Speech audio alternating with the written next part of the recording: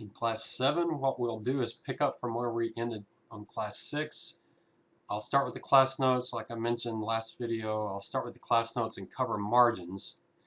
And then we'll go to Wal-Mart and we'll look at turnover and margins together. They work really close together. And then we'll get the return on equity, looking at the class notes, and then return on equity for Wal-Mart. Looking at the class notes around page 12. It may be possible it's page 11 or 13 as I edit things as I go through, but look at this margin ratios. With margins, anytime you see the word margin, you're dividing by revenue. What we're essentially asking is how much of the revenue that the firm make, how much of that goes to the bottom line and the profitability. And here's where we're looking at profitability. With turnover, our whole focus was on revenues. When you see the word turnover, we're interested. How much revenue is this firm getting and how much effort does it have to give to get that revenue? Is it having to build new stores, hire more employees, put up new manufacturing sites? So they're getting more revenue, but how much work is it? So the whole focus is on the revenue growth. With margin, we're looking at profitability. So you've got all these revenues. How much of that revenue is getting to the bottom line? And by bottom line, we mean the bottom line of the income statement, the net income, or some line below revenues. So there are two main margins we are going to look at. One is the gross margin, and the other is the net margin. Now, gross margin is fairly well defined. It's revenue minus cost of goods sold divided by revenue. Again, see, anytime you see the word margin, you divide by revenue. So gross margin is your revenue minus the cost of goods sold. Now, cost of goods sold, not every firm has a cost of goods sold. All the firms I gave you for your projects, they do have a cost of goods sold, do have a gross margin. And it gets a little tricky. Airlines do have gross margins, but if you pull your data from the Bloomberg machines, they don't have a gross margin.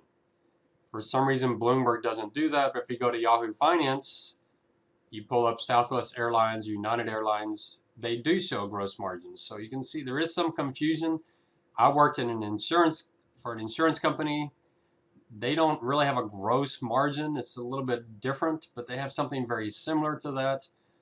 Banks don't really have a gross margin. What banks usually show is a net interest margin. So not every industry has a very pure gross margin, but there's usually something similar.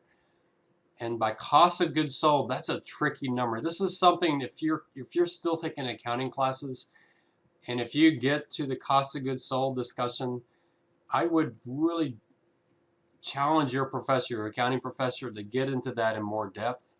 It's something that I, as a finance person, since I did bank and insurance, I understand how banks and insurance report their numbers. And I know with insurance, the numbers we use for cost of goods sold, there's a lot of subjectivity to what goes into that number. There's an allocation. So the accountants are saying, okay, here's an expense. It's $100 million. How much of it will we put in cost of goods sold, and how much of it will we put in sales and administration expenses? So with insurance, for property and casualty insurance, they have lawyers. Some of those lawyers are directly related to the cost of goods sold. They're adjusters. They're looking at claims. So that goes in the cost of goods sold. But there's other lawyers, like the head lawyer, the chief lawyer. Some of her time is allocated to the claims process, but some of it's not. And so she'll divide her time maybe 20% and 80%, but there's a lot of subjectivity to that.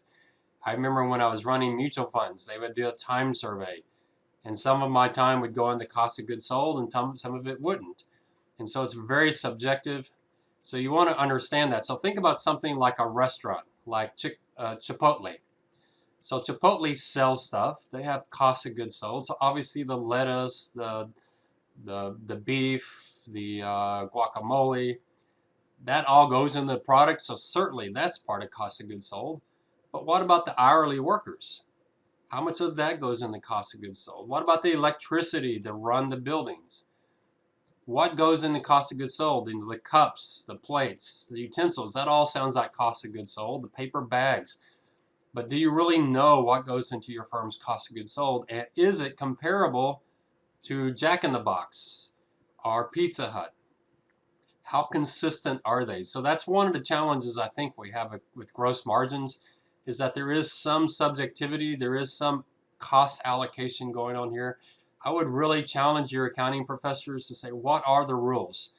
How much can I trust this number over time and between one company and another company? For our purposes, we're going to assume they're comparable, and so you'll just make your analysis here.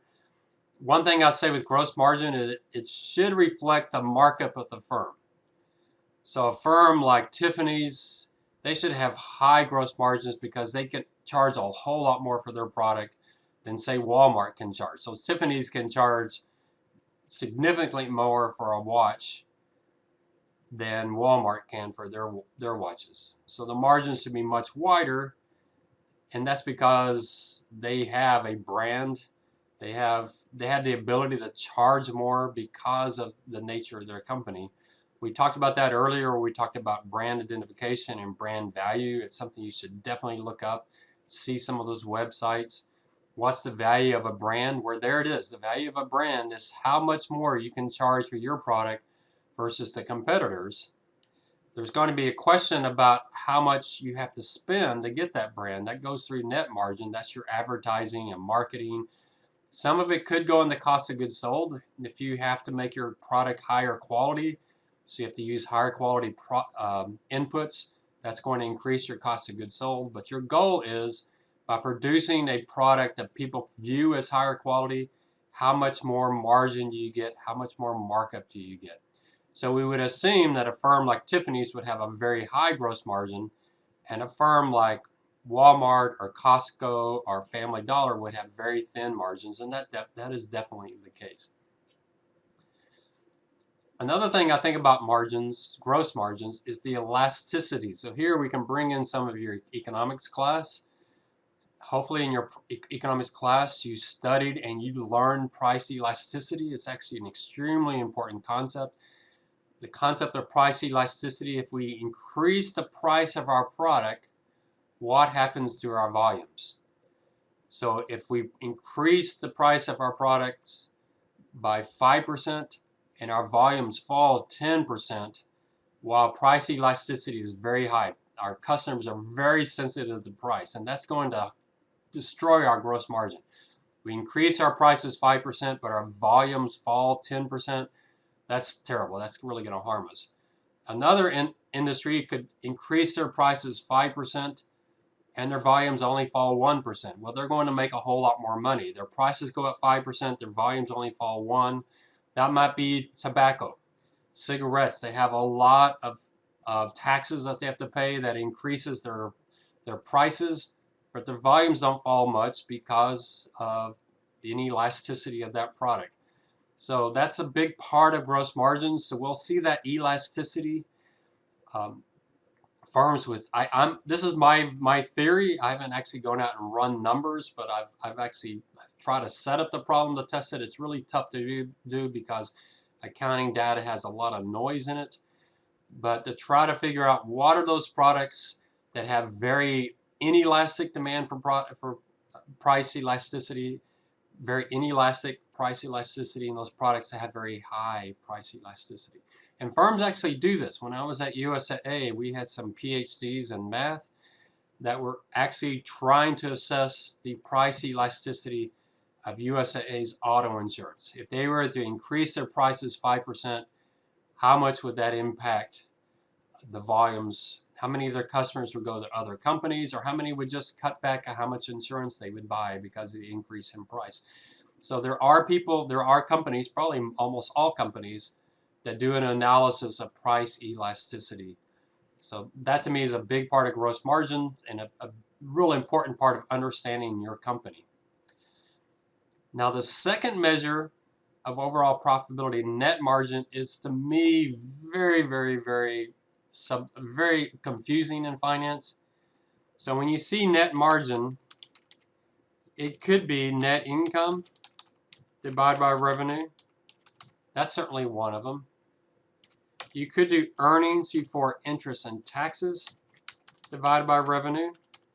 And what we're saying there is, well, interest expense and taxes, those are something that's that's not really directly related to our operations. We want to know how profitable our business is before we pay the bondholders, before we pay our taxes. So that certainly could be one. You might see earnings before interest, taxes, depreciation, and amortization, EBITDA. And there what we're saying is, okay, interest and taxes, that's not really directly tied to our operations. That's somewhat outside of the process. And depreciation, amortization, the accountants admit that's a non-economic number. We're just spreading. We bought a building for $100 million and we're going to depreciate it over 40 years. So 1/40th of it is depreciated every year. There's nothing economic about that. Let's add that back. Amortization, we had a trademark or a patent and we're going to amortize that over 40 years. That's not economic. Let's take that out of the numbers. Let's add it back to our earnings. So that's EBITDA. Now, EBITDA is really popular. There's a famous professor, Dr. Damodaran from New York Stern School of Business. I highly recommend the finance majors and probably accounting majors too, and probably all of you, if you're interested ever in building your own stock portfolio, to watch all of Damodaran's videos. His name's just like it sounds, Damodaran. If you look him up, it's a really unique name. Go out to YouTube. He has many really exceptional YouTube videos. If you're exercising at the gym or running or walking or whatever you're doing to exercise, or when you're driving in your car, you can listen to his YouTubes. I'm not recommending you watch his YouTubes while you're driving, but you can listen to them without actually watching them and get a lot out of them. So it's a great use of your time. But he argues that EBITDA, the reason it's so popular now is that just it sounds good. Sounds impressive when you're in an interview. They use the term EBITDA.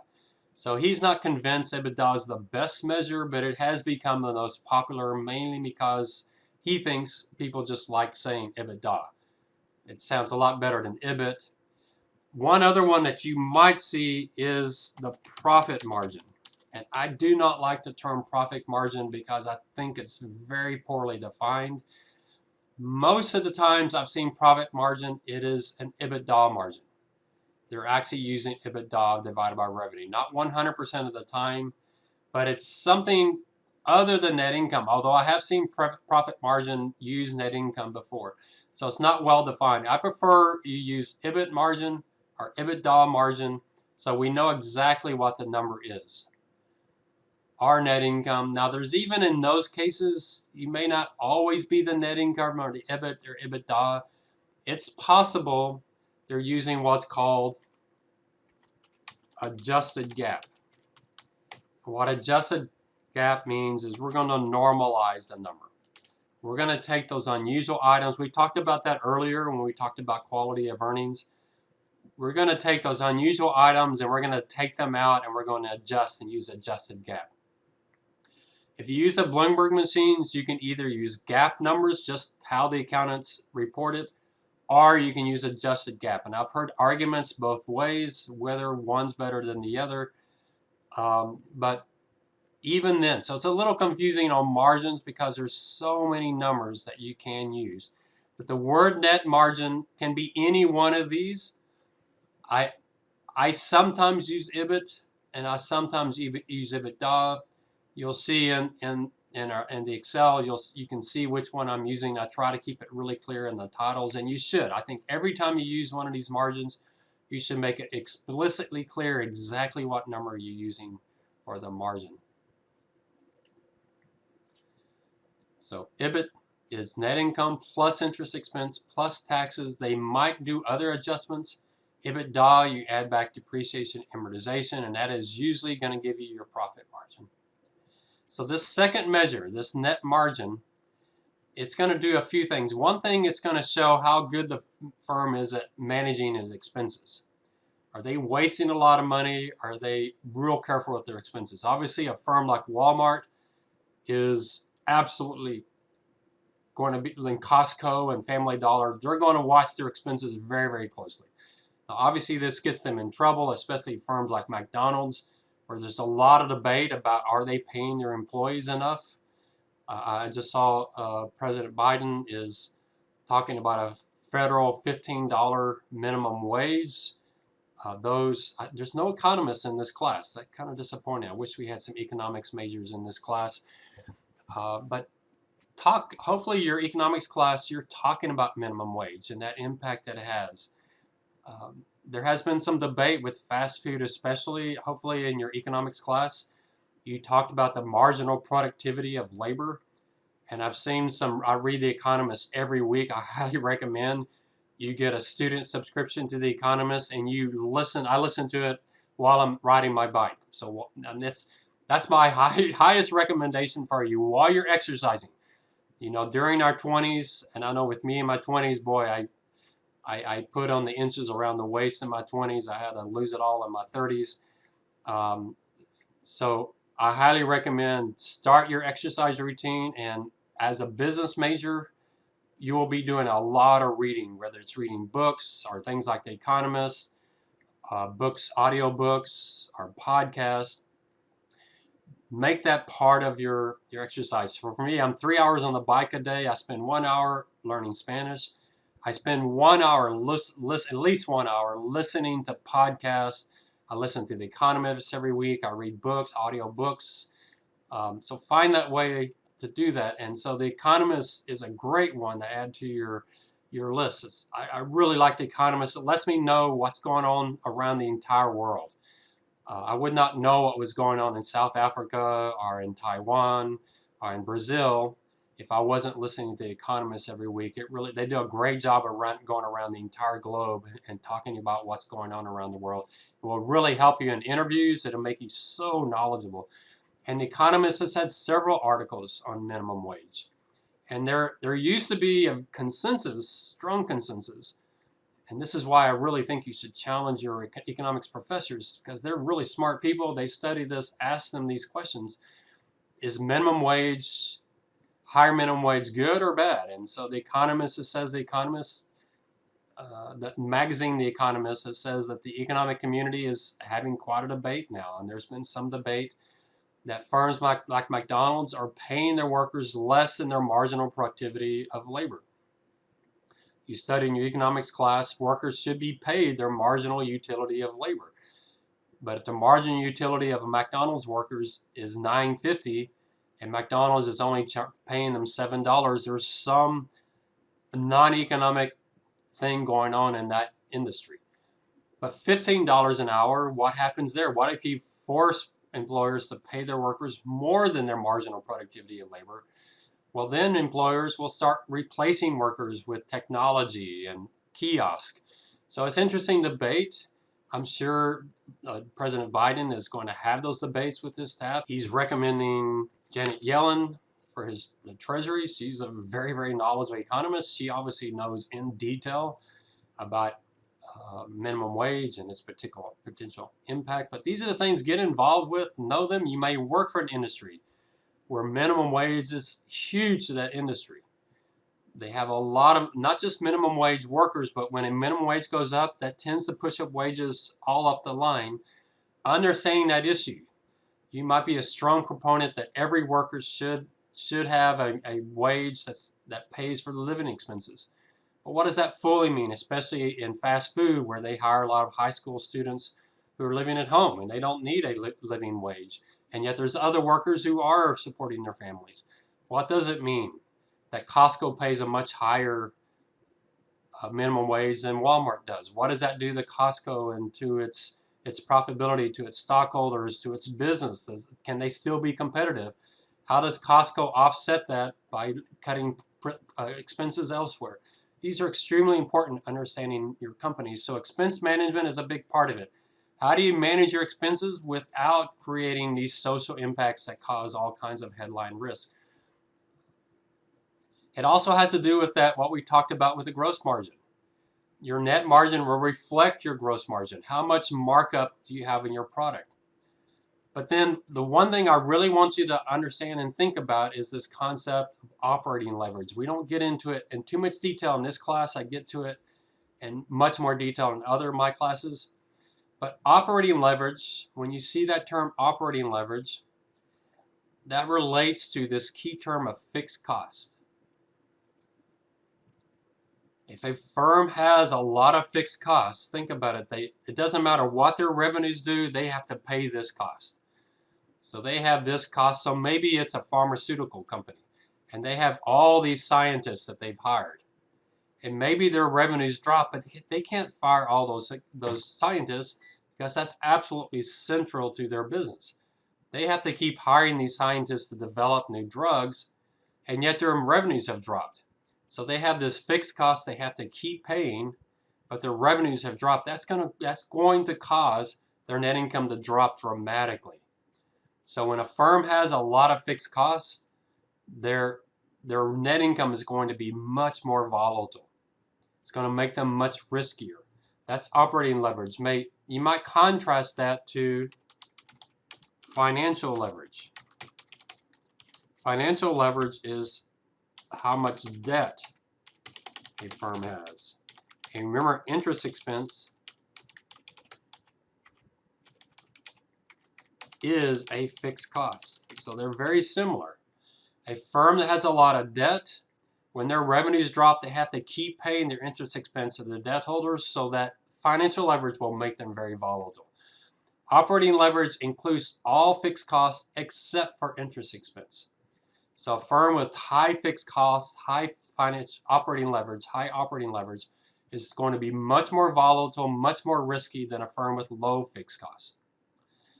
And so that's what we're looking here with the net margin. Is you'll notice a firm with high fixed costs has high operating leverage, is much more volatile, has much more volatile earnings. It's a form of leverage, just like financial leverage.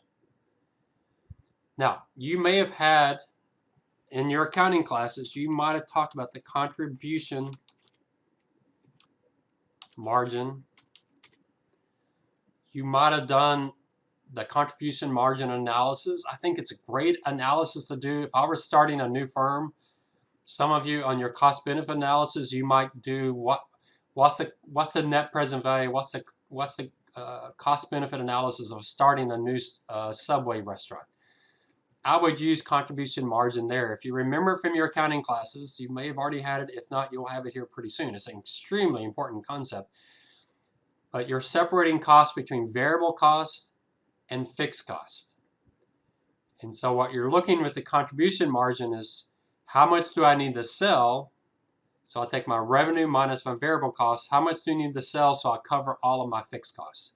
So hopefully you remember that. That's called break-even analysis. How much do you need to sell so you cover your fixed costs? It's an important concept. Now, you're not going to see contribution margin analysis used much in business. And the reason for that is fixed costs are usually only fixed only over a relevant range. So you may have fixed costs like your servers. So we have some information systems majors in our class, and they're going to be looking at servers. How many servers does this business need? Well, a server is a fixed cost. You have a server, now with cloud technology, maybe you're using Amazon or Rackspace to do that, storing all of your data. But there's a fixed cost to it, but over a range. At some point, your business becomes large enough, you have to buy a new server, and so that fixed cost will jump. So fixed costs are not really and truly just fixed. At some point, you have to hire, or even pharmaceuticals. So their scientists are a fixed cost, but at some point they get so big they have to hire another scientist, and suddenly that fixed cost jumped. And there are some costs that are variable, but they're step variable costs. So I worked for McDonald's for 1 month, and I worked for Chick-fil-A for 1 week. When I was in college, I was so fortunate. I worked for McDonald's for a month, and then I was making like $4, maybe not even $3 an hour. I don't remember what minimum wage was back then. And then I was a music major, and a music store hired me to teach trumpet lessons, and they were going to pay me $15 an hour. And back then, that was like $50 an hour today. And I thought, okay, do I want to work $3 an hour at McDonald's where they tell me what hours I have to work, or make $15 an hour teaching trumpet lessons where I can do my own time? But even at McDonald's, you think of McDonald's, their hourly workers as a variable cost. That's true, but when I worked at McDonald's on variable costs, if the restaurant was empty, they didn't tell me go home for 30 minutes and come back when we have a new customer. They would tell me, oh, we'll go off the floors. So I was doing something that they were having to pay me even though there was no revenue. There were no customers in line. And I was working at McDonald's at UT Austin. At one time, it was the largest McDonald's, I think, in the US. It was a massive McDonald's, really huge. That's not true today, but back then it was a really, really big McDonald's. So we always had stuff to work on, but we were working even when there was no revenue. So it wasn't truly a variable cost. To me, the most basic variable cost I can think of would be like someone working for Men's Warehouse and working on commissions. Commissions is about as variable cost as you can get. If they're getting a 20% commission, then if they sell $1,000 worth of stuff, they get $200. That's a perfect variable cost. But even variable costs are not perfectly variable. Fixed costs are not perfectly fixed. There's a lot of mixed costs. So that contribution margin analysis you did in your accounting class is very valuable. It's a really good way to think about a business, but it's hard to execute in practice because costs are never just perfectly variable, perfectly fixed. But it is a great way to think about a business.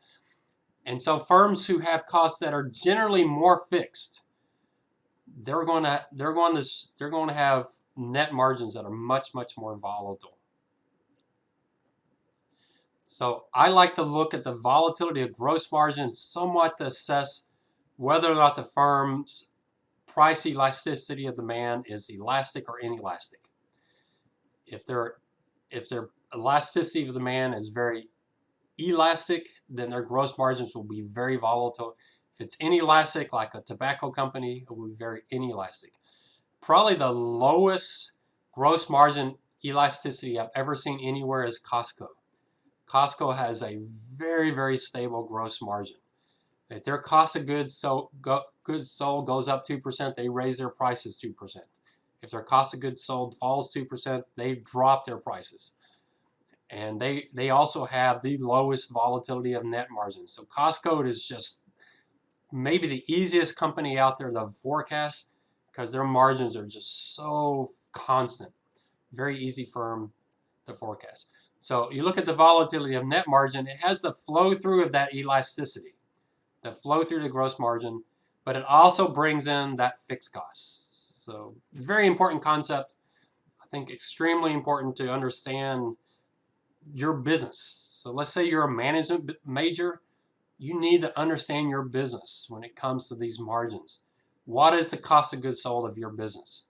How volatile are your gross margins and net margins? So I'd recommend if you're a management major and you're going to interview, let's say you want to manage an Apple store. So you're going to go work at an Apple store and move up in management, and that'd be a great place to manage, right? It's a really challenging place to manage.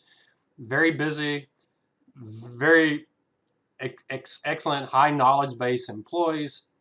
I would want to understand the gross and net margins of an Apple store before you interview with Apple and understand that business. And so go look at that. If you can get that kind of detailed business information, not the gross margins of Apple, but the gross margin of the Apple store, that's what you're after to really understand the business.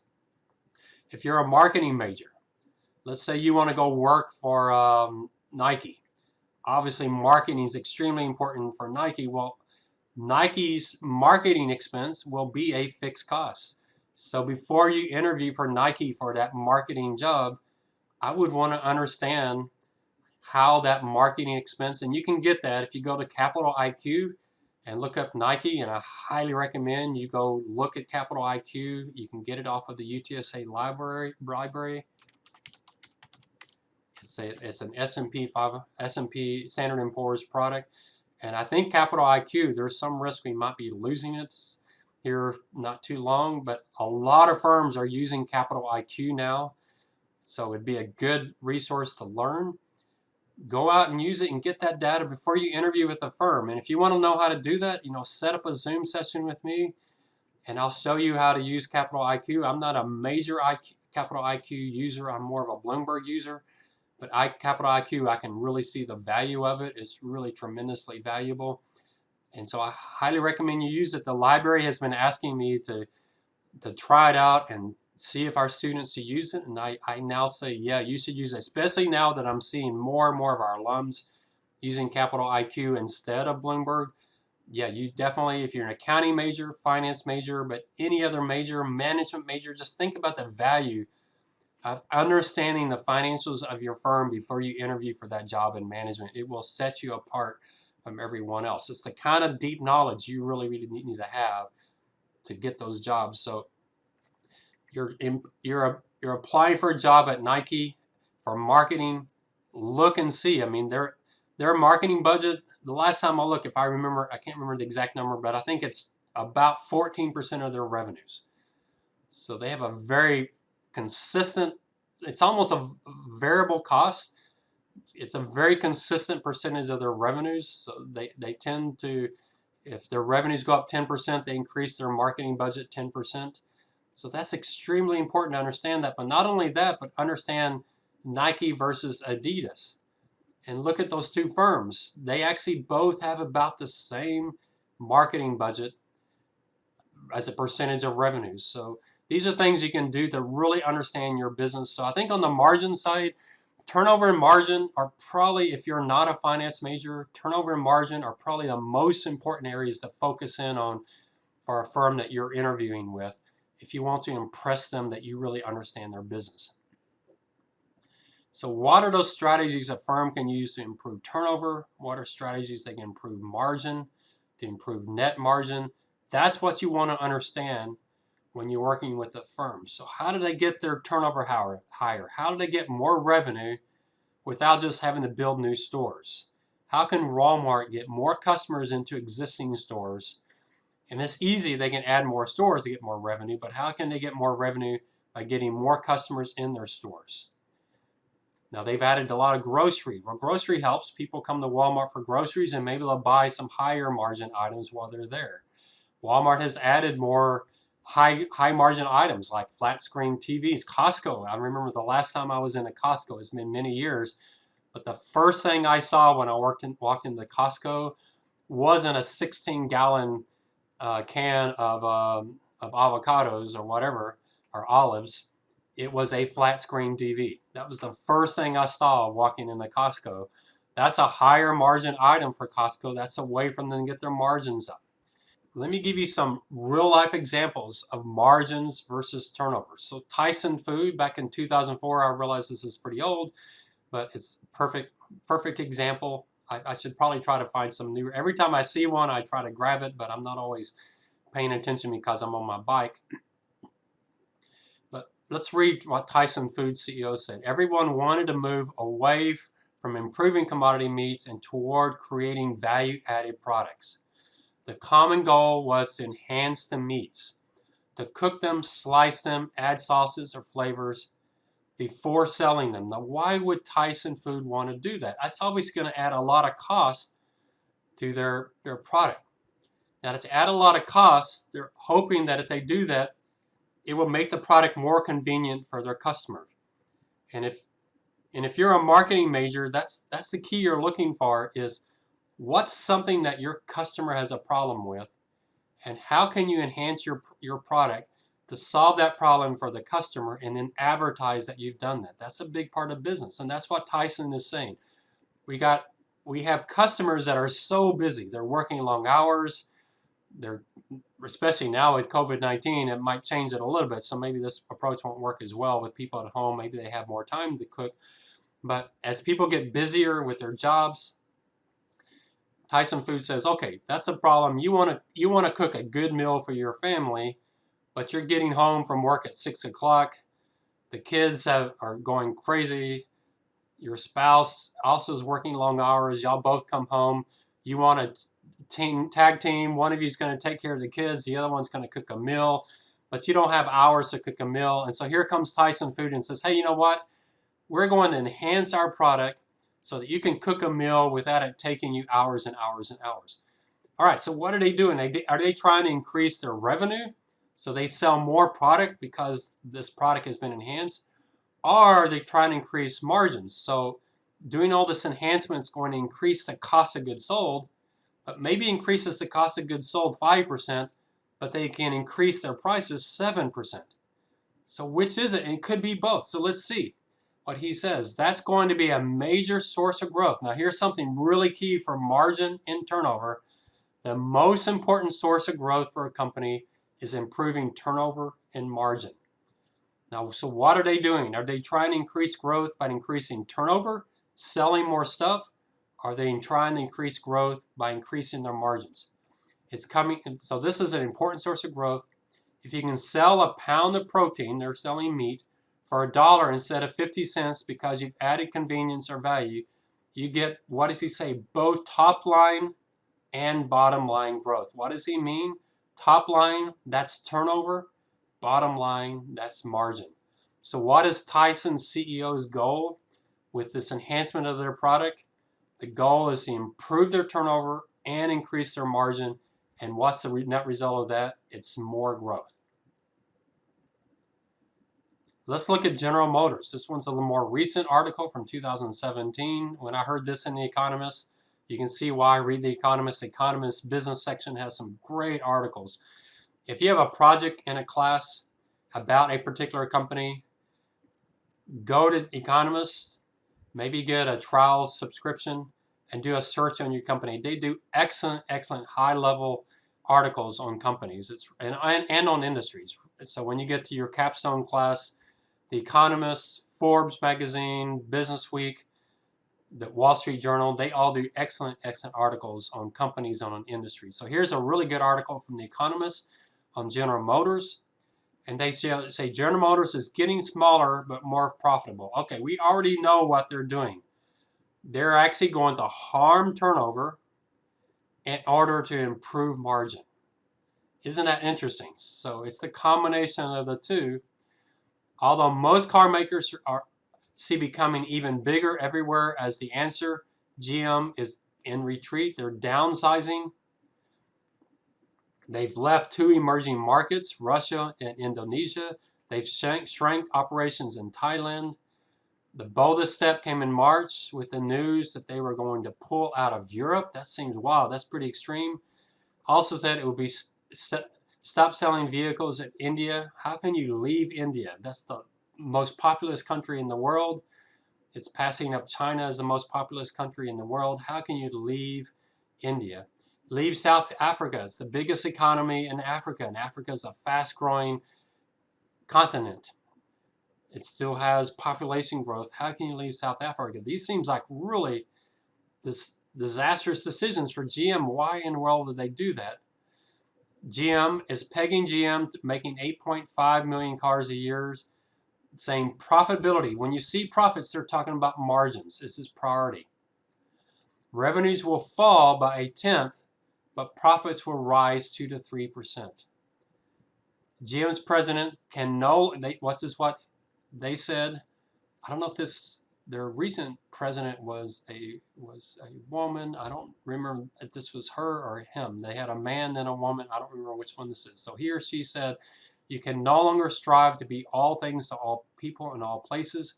Should concentrate on areas where it is strong and become strong, or where there are generous profits to be made. So their CEO said, hey, we're focused on margin. Picking markets carefully should give GM a better chance of nurturing existing businesses while preparing the future. They're working on autonomous vehicles. I actually think right now the shift is not autonomous vehicles. I talk a lot about autonomous vehicles in my property and casualty insurance class. That hasn't taken off quite as much as people thought. It's happening a little by little. I think it's one of those S-curves. An S-curve is when something kind of doesn't move much, and then suddenly there's a major spike up. And I think the S-curve on autonomous vehicles, I think you can let me know in a few years if I was right or wrong. I think you're going to see it in the trucking industry before you see it in the retail car market. I think the trucking industry, because there's a shortage in truck drivers, I think they're going to move to autonomous vehicles. I don't know where GM is on the big trucks, delivery trucks. I know Tesla has gotten into that business, and there's others like Packer and others that are in that business. But autonomous vehicles, GM is moving to that direction, and they've done some things there.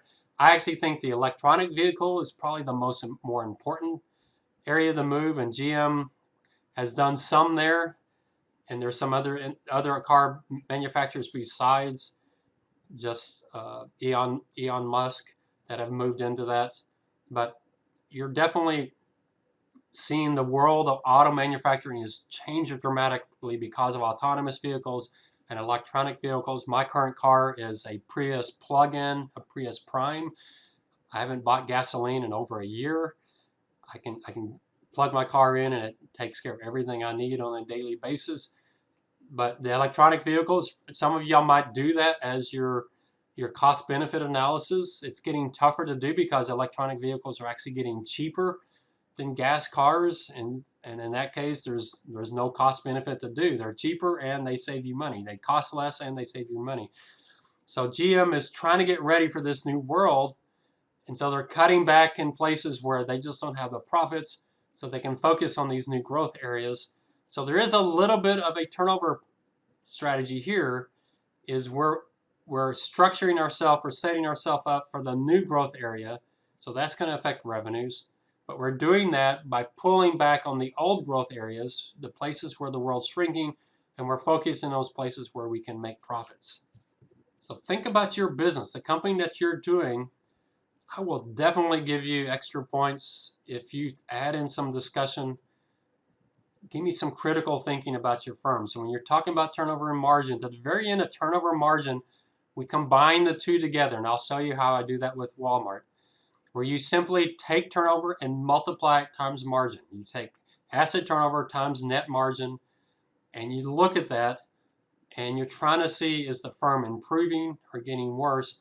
If you add some critical thinking for your firm, I'm not saying go out and do 40 hours of research, but think about your firm, maybe look through their annual report and just see what's going on with this firm. That why is their turnover getting worse but their margins getting better? Or why is their turnover getting better but their margins are getting worse? So a good example is McDonald's. McDonald's moved from company-owned stores to franchises. We talked about that, I think, last class. What is that doing? Well, that is harming their turnover, because when they do a franchise, they don't get 100% of revenue. They only get 15% of revenue. It's killing their turnover, but it's greatly increasing their margin.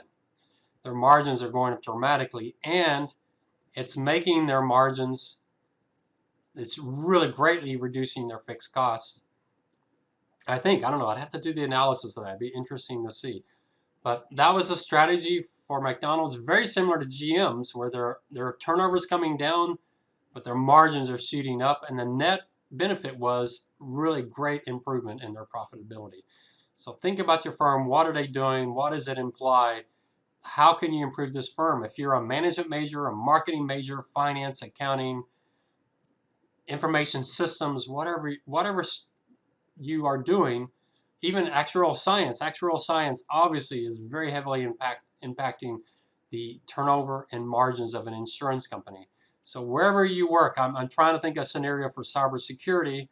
Cybersecurity tends to be a fixed cost, but understanding that you're a fixed cost, how can you do that in a way that you can improve the company so much that the customers are more likely to use your firm? You so increase the security of the firm that you can sell more stuff, you increase your firm's turnover. Every business major should be concerned about about turnover and margins, because it's so central to what every firm does. So let's stop here and move over to Walmart and see what Walmart is doing with turnover and margin. So let's start with turnover. So now I'm going to turn my attention to Walmart's long-term prospects for growth. Remember, we just finished liquidity and solvency. That was the short-term viability of the firm. Are they going to survive the next 5 years? We finished that with Walmart. We said this is a very safe firm. They're highly rated. They have really good liquidity. Their debt seems to be well managed. It's popped up a little bit recently, but it still seems to be okay. Now let's focus on growth. Is this a firm that's going to be growing? So we'll start with turnover, with top line growth or turnover. Remember, those are interchangeable. And the first thing is so easy. We just look at revenue growth. And Walmart's growth the last 10 years has been growing about 2.44% a year. I think I use the word anemic. You need to pick your own word. If you're doing Lululemon and the revenues have been growing, 10, 15% a year, anemic's not the right word. You'll say strong, spectacular.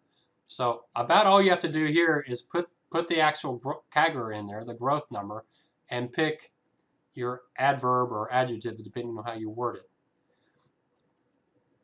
Second is this is the hardest part of turnover. It's the second one. It's not too difficult, but remember we talked about with turnover. There's two reasons why revenue can be growing. One is you're actually improving your turnover, and the second is you're adding more capacity. You're increasing the firm's capacity. So with Walmart, we talked about capacity being square feet and revenue per square feet being the turnover. So Walmart's revenues grew 2.44%, where the revenue per square foot only grew 0.71%. They grew their square foot by 1.52%. So Walmart, their revenue grew pretty pathetically. You think inflation's been about 1.7%. They barely kept ahead of inflation, and yet most of their growth is coming from them adding more stores. Their revenue per square foot has only grown 0.71%. It hasn't even kept up with inflation. So I would give them a low mark on turnover. Their revenues are growing very weakly, and the only reason they're getting this growth, as anemic as it is mainly because they're adding more stores, which is a very expensive way to add more revenue. So you need to do this with your company. You may be doing this with property, plant, and equipment. You might say, okay, my firm, let's look at Walmart at the very, very end here. So I'll get out of the bottom. So I gave you all of these choices. Some of you may not have all of these choices because your firm may not have square feet. Your firm may not have stores, but let's look at Walmart on property, plant, and equipment. So Walmart's revenues grew 2.44%.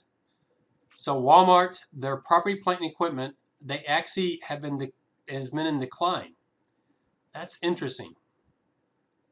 Why is that? Maybe they're finding ways to add new stores, but in a very inexpensive way. They're building their stores more efficiently. Maybe they got rid of some old property, plant, and equipment they didn't need. Maybe they shut down some really inefficient stores. I don't know. That's very interesting that their property, plant, and equipment is actually declined. So the revenue per property, plant, and equipment is actually quite strong. So you can see when I use square feet as my definition of capacity, they don't score very well. When you use property, plant, and equipment, they actually score pretty well. Their capacity came down, so their revenue per capacity went up dramatically. I know one firm I looked at was Lockheed. Lockheed's property, plant, and equipment dropped I think it's almost 10%, and their revenue per property, plant, and equipment was up like 8 or 9%. I forget the exact numbers. So their revenue was actually pretty weak. It actually might have even been negative. But if you look at it, they greatly reduced their property, plant, and equipment. So their revenue per property, plant, and equipment went up dramatically. Well, that's good. That's a good thing. If you can get the turnover ratio to improve and the capacity number, keep it flat or down, that's good. Let's look at it on revenue. Some of you might use revenue per employees. So you can see Walmart increased their employees slightly, but the revenue per employee did actually quite well, was slightly above inflation. There you can see it gives you a different answer again versus retail square feet. The last one I did was number of stores, where here they look pretty horrible. They increased their stores by 2.8%, but their revenue per store actually dropped. Well, that's a bad measure. Why? Well, because Walmart has been adding stores that are smaller footprints. They've been adding more and more of those small neighborhood stores. So the stores don't have as many square feet. As the new stores aren't as large, don't have as much square feet as the old stores. So the revenue per square foot is doing okay, but the revenue per store is not doing well because their stores are smaller. So you have to decide what makes most sense. And you can see with Walmart, we're getting all mixed answers here. But for me, for Walmart, square feet is the most important one. I can explain why their property, plant, and equipment is down. That's something, in reality, I would probably go out and actually research that. One thing I'll say, when you put this table into the paper, Make sure you look at it. You can see right here I made a mistake where I didn't have the column wide enough. So fix things like that. So look at it, make sure everything's clear. You can leave in an NMF if you have numbers. Some of your companies, I hid these two rows because you didn't have any square feet. So if it's all zeros across the entire way and you NFF, especially in this section, leave it out. It's okay on interest expense if you have all zeros in NFF. That's important to know that the firm didn't have interest expense, but you do want to clean this up before you put it in your paper. All right, so that's the capacity. We'll talk about this on our one-on-one sessions when I do your small groups. We'll talk about this more because this is one that does cause some problems for students. And then you'll do a graph of it. And the graph you want to do is the entire industry. I do have a graph where I just compare Walmart to Costco, and the problem with that graph is you don't know if Walmart's just really bad or Costco is really, really good. But when we look at it, Walmart's actually pretty good.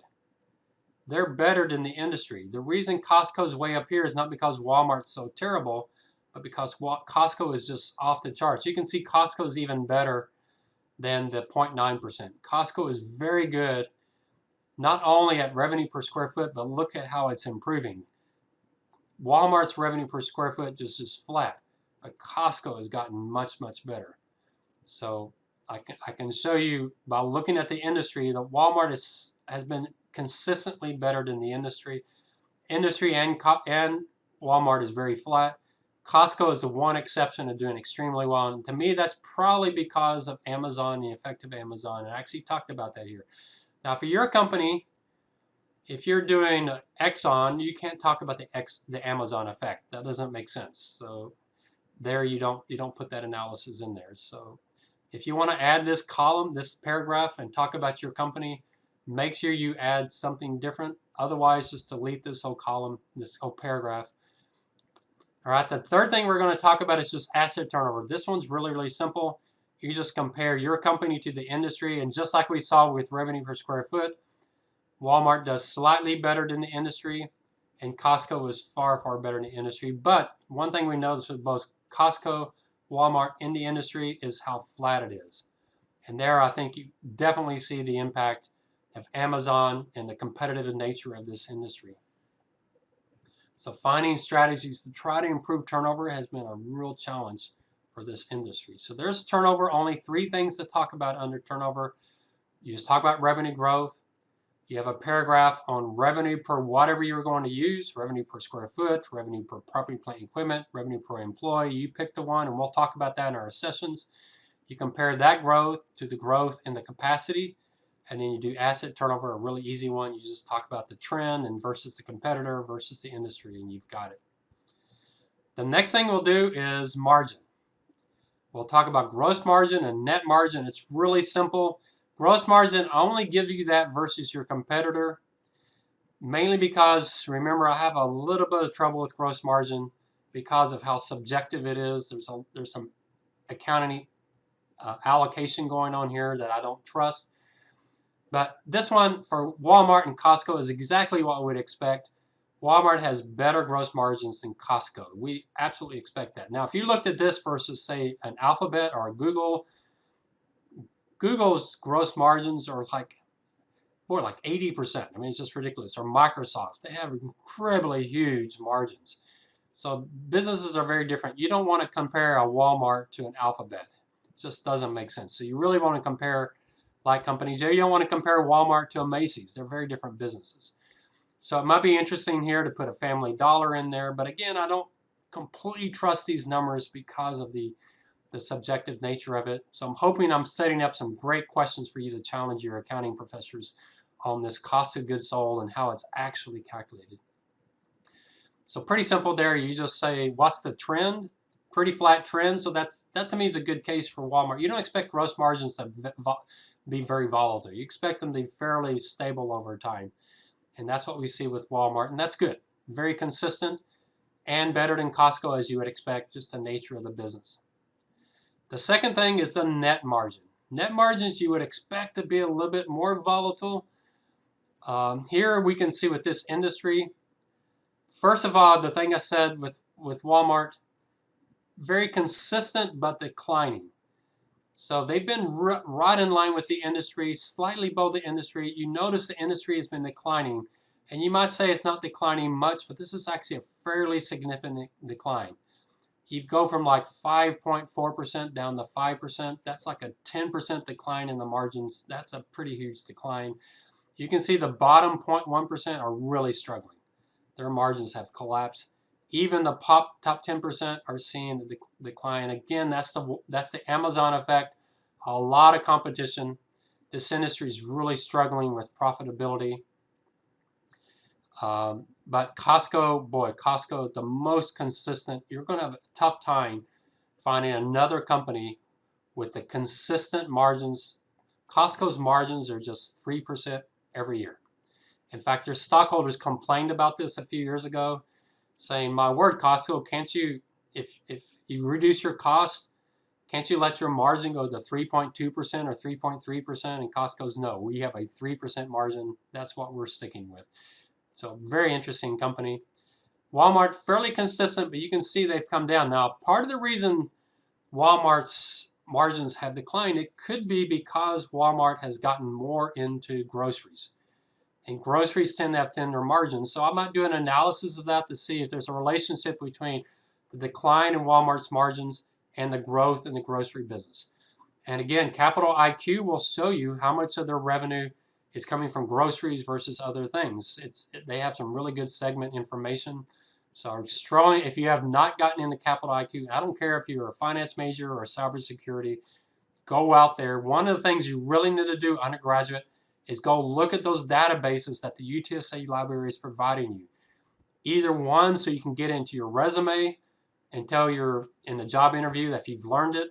Number two, because your employer might use that and you want to go into that first job already knowing how to use it. Or number three, because your employer doesn't use it and you know it's available and you want to encourage your employer to actually purchase it. Those are the three reasons you need to be out there on UTSA library and looking at all those databases that are available.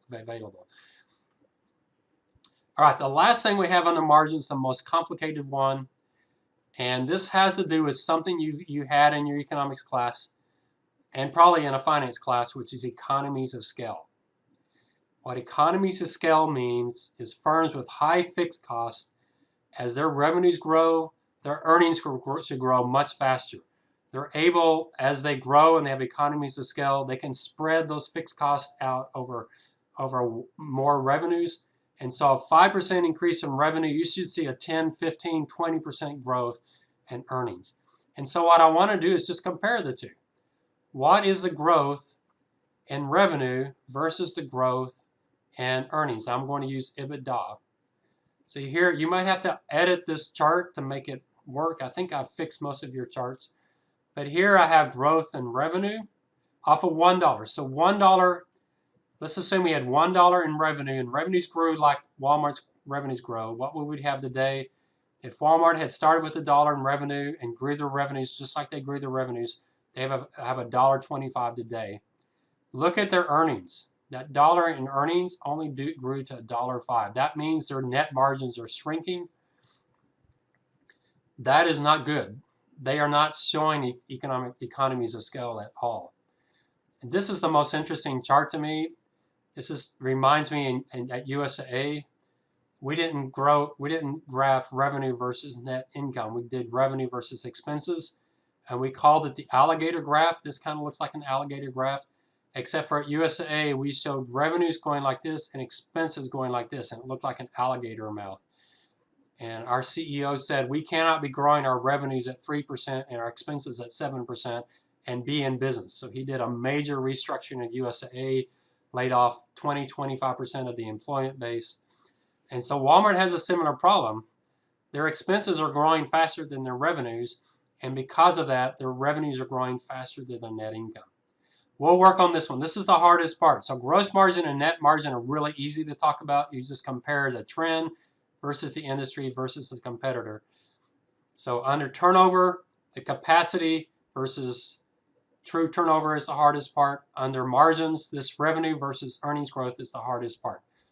But I told you liquidity was the hardest. I think you're finding that. So we'll start here with Walmart. when we finish up Walmart and margins and turnover, and it gets really simple here. We'll just take those two ratios and we'll just multiply them together, and we'll look at ATO times margin. So all we have left is ATO times margin, return on equity, and then relative value analysis. So that's all we have left. The syllabus shows we have one more day on this. We might go a little bit longer than one more video, but we're staying pretty close on schedule. What should you be doing now? You should have already, before you watch this video, have already got your first draft of liquidity and solvency for your company. And so now that you've finished that, and I'll be telling you that in the class emails where you should be. So now that we've gone through turnover and margin, you should get the first draft of turnover and margin done for your company. Get the charts in, get the chart titles in, get ahead of the curve, do this while it's fresh on your mind, and definitely you've got to do it before our small group discussions on these topics.